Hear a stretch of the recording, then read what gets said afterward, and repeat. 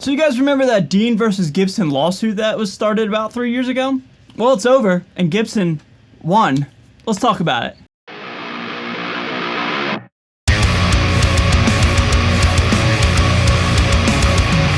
So what is going on, everybody? Thank you so much for joining me for today's video. My name's Ray. I'm a guitar player here on YouTube, and yes, we can finally tie up this 3-year-long news story. The Dean versus Gibson battle is officially over, and yeah, man, I want to talk about it. As always, man, if you're brand new to my channel, be sure to subscribe. I'd really appreciate it. It helps out the channel so much. Do not forget to subscribe before you leave this video. With that being said, let's talk about this news story, Dean versus Gibson, alright? So about 3 years ago to the day, actually, Gibson filed a lawsuit against Dean Guitars saying, hey, you're infringing on our trademark, on our shapes, all the above. All the problems were like with the V, the Explorer/Z. And now if we check out this Guitar World magazine news article written by Sam Roach. What's up, Sam? If you're watching, how are you?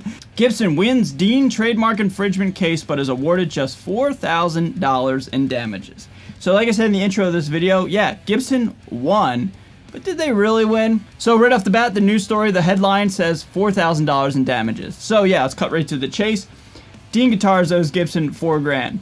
Not a lot of money. So on the surface, all Gibson won was about a third of what an Adam Jones Les Paul custom costs. Gibson initially filed its lawsuit against Armadillo in May of 2019, accusing the company of infringing on 7 of its trademarks, ranging from the electric guitar body shapes to headstock designs. So the main problem with this whole lawsuit in the public eye was like, Dean Guitars had been making these shapes for over 40 years. Dean has been a company off and on since the late 70s. So the fact that now in 2019, Gibson's like, hey, wait a minute, we want to fix this here. This is a problem. It really kind of rubbed the public the wrong way. I was like, well, why? You know what I mean? Like, why? What's the problem? Obviously, I get it. You don't want people infringing on trademark problems, all the above. But again, it was just like, well, it's kind of been about 40 years, man. So like, it's going to be a kind of a weird battle to win here. But the laws are the laws, so you can't really blame people for wanting to protect their intellectual property. So the verdict came out this past Friday, the day that I dropped my brand new single. Thank you guys so much for streaming that. I really appreciate that, by the way. Shameless plug. Jurors rejected Armadillo's claims that Gibson's designs in question were now generic and unprotectable, finding the company guilty of infringing on Gibson's body shape trademarks for the Flying V, Explorer ES, and SG models, as well as the Dove Wing headstock and the name of the Hummingbird acoustic guitar.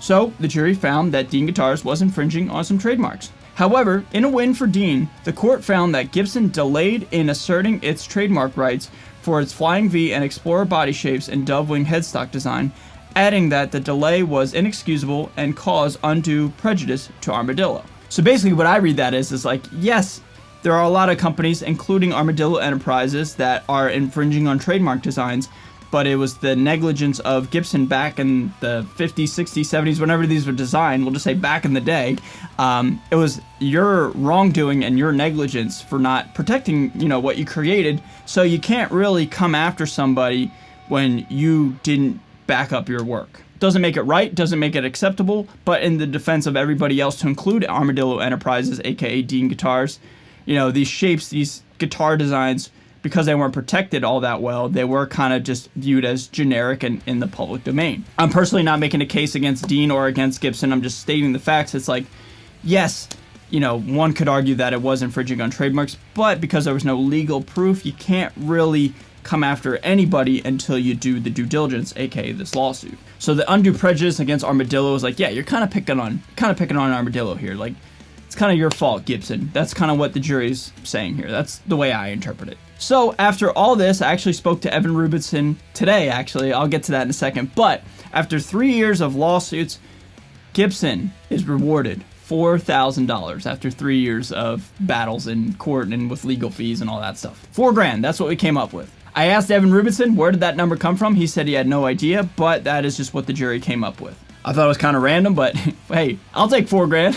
I don't care who you are, $4 grand's a lot of money, but compared to the multi-million-dollar lawsuit that was originally filed, $4 grand ain't so bad. Like, that's kind of a win for Armadillo, you know what I mean? There's a couple statements from Gibson. I'm not exactly sure who made it, but They view this as a win for the company and the music community at large. The court found that Gibson trademarks are valid, the Gibson shapes are not generic, and the defendants were guilty of both infringement and counterfeiting, the company writes. Gibson is very pleased with the outcome after years of simply trying to protect their brand and business through well-recognized intellectual property rights that have been Gibson's for decades. Gibson guitar shapes are iconic and now firmly protected for the past, present, and the future. From a broader perspective, this court decision is also a win for Gibson fans, artist dealers, and related partners who expect and deserve authenticity. Had to throw a little bit of authentic in there. Like, they just had to use that word.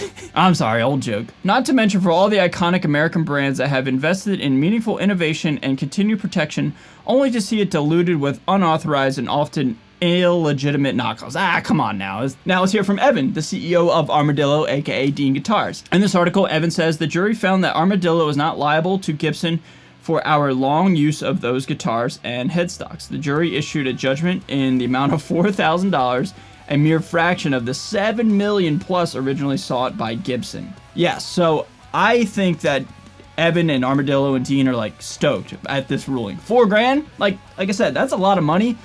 But that's not a lot of money, you know what I mean? Like, that's not even the price of one USA custom guitar from Dean Guitars.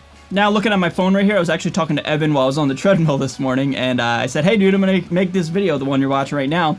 It sounds like the ruling was very favorable. Anything you want to say or add to it? And as of right now, if nothing changes, if there's no, like, appeals or any further law stuff, for lack of a better description, Dean can still make their guitars.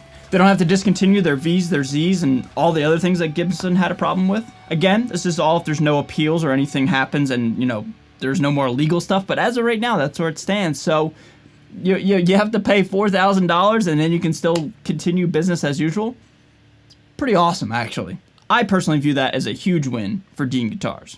So everybody, I personally have grown in the 3 years that this lawsuit has come about, man. I remember when it first broke, a lot of you guys found me through the initial videos that I made, and I've certainly matured and grown up and all that stuff, man. I'll say this, I love Dean Guitars. I view Dean Guitars as family. Those people are so awesome. They're so rad. I love my 7-string V that's over there just out of frame. I love my Cadillac that's in the other room. I love my V, a couple of my Exiles, etc. Man, I love all my Dean guitars, but I will say this, I love my Gibson guitars too, man. I have a soft spot for Gibson, you know, so like I'm not here to like pick and choose, pick sides. I like them both, man.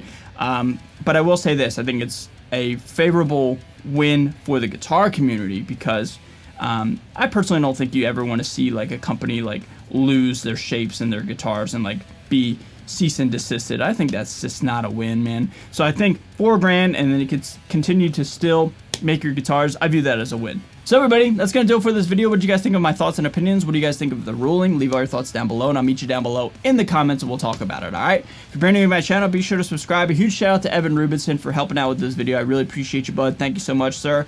Yeah, you're the man. So everybody, I'm going to get out of here. Stay safe, stay healthy, and stay metal. See you guys next time. Later.